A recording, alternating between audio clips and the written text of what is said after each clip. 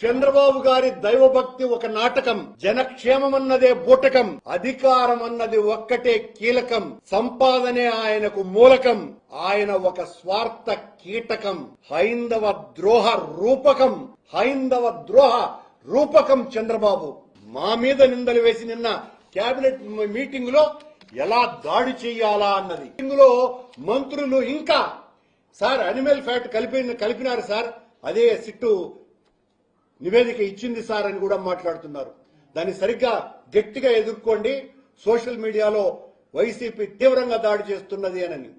మేము దాడి చేయటం లేదు, మీరు చేసినటువంటి దేవుని మీద దాడి, మా మీద కాదు సుమా, జగన్ గారి మీద కాదు ఈ దాడి, సాక్షాత్తు స్వయంభూ అయినటువంటి శ్రీ మహావిష్ణువు మీదనే దాడి చంద్రబాబు నాయుడు చేశాడు.